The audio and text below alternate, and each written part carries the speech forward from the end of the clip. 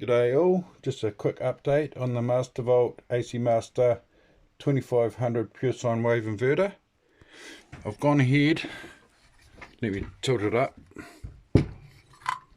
I've gone ahead, if you can see those, I've replaced the capacitors in here, there's 5 of them.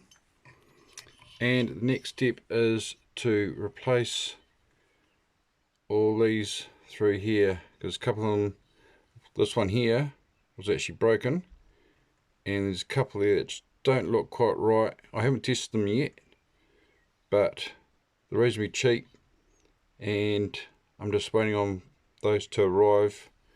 I had to order them from overseas.